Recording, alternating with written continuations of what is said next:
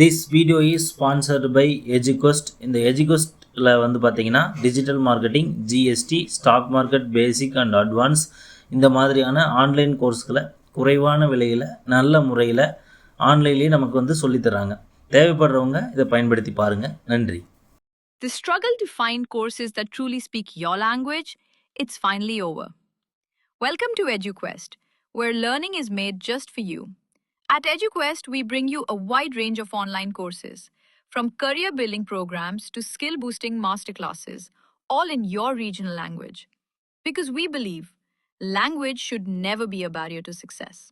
Our courses are tailor-made after understanding what today's learners really need. So why wait? Start learning the smarter, simpler way only with EduQuest.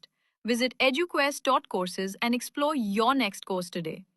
And hey, don't miss out on our exciting offers and promotions. Welcome to பாட்டி வைத்தியம் YouTube channel. இன்றைக்கி நம்ம பார்க்கக்கூடிய topic எதுன்னு பார்த்தீங்கன்னா தலைபாரம், தலைவலி, தலைமுடி பிரச்சனைகளுக்கு உண்டான தீர்வுகளை தான் இந்த வீடியோவில் வந்து நம்ம பார்க்க போகிறோம். அனைவரும் முழுமையாக இந்த வீடியோவை வந்து பாருங்கள். தலைபாரம் குணமாக நம்ம என்ன பண்ணணும் அப்படின்னு பார்த்தீங்கன்னா, துயிலிக்கீரையுடன் பூண்டு சேர்த்து அவித்து சாப்பிட்டால் தலைபாரம் குணமாகும்.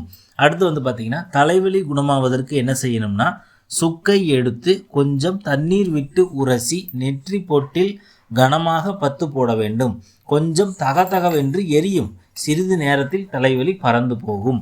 அடுத்து வந்து பார்த்திங்கன்னா, கற்பூரி வள்ளி இலையை எடுத்து சாறு பிழிந்து அதனுடன் கொஞ்சம் நல்லெண்ணெய், சர்க்கரை சேர்த்து கலக்கி நெற்றி பொட்டில் பத்து போட்டால் தலைவலி சரியாகும்.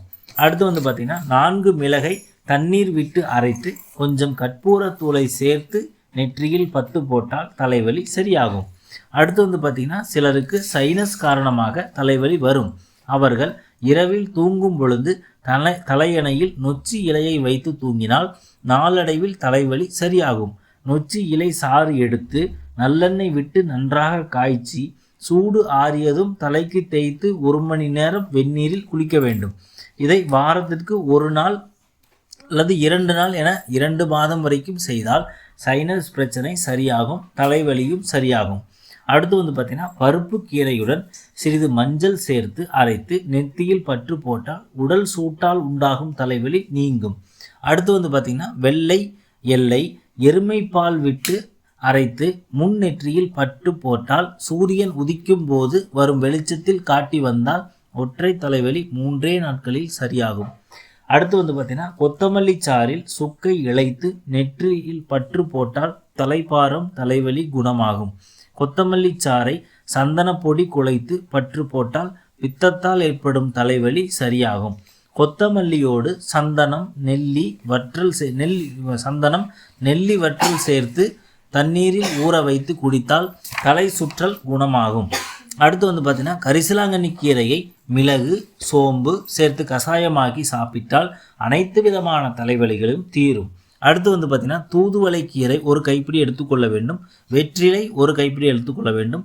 சுக்கு பொடி 25 கிராமும் மஞ்சள் 25 கிராமும் ஆகியவற்றை ஒன்றாக அரைத்து பட்டாணி அளவு மாத்திரைகளாக செய்து நிழலில் உலர்த்தி பத்திரப்படுத்தவும்.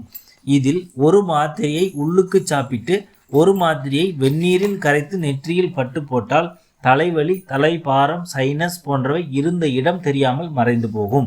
அடுத்து வந்து பார்த்திங்கன்னா, கொடிப்பசலை கீரையை நீரில் போட்டு அலசினால் கொலகொலப்பான திரவம் கிடைக்கும். இதை தலை அல்லது நெற்றியில் தடவினால் தலைவலி குணமாகும். நல்ல தூக்கமும் வரும். அடுத்து வந்து பார்த்திங்கன்னா, நல்வேலை கீரையை அரைத்து தலையில் வைத்து கட்டினால் நெடுநாள் தொல்லை தரும் தலைவலி குணமாகும். அடுத்து வந்து பார்த்திங்கன்னா, தலைமுடி நல்லபடியாக வரணும் அப்படிங்கிறதுக்காக என்ன பண்ணணும் அப்படின்னு பார்த்திங்கன்னா, கருவேப்பிலை, கரிசலாங்கண்ணி 2ஐயும் சம அளவு எடுத்து உலர்த்தி பொடி செய்து தினமும் காலை மாலை 2 வேளையும் 5 கிராம் அளவு, அதாவது 1 ஸ்பூன் சாப்பிட்டால் தலைமுடி கருமையாகவும் அடர்த்தியாகவும் வளரும். ஓகே நண்பர்களே, மீண்டும் இன்னொரு பதிவில் சந்திக்கும் வரை நன்றி, வணக்கம்.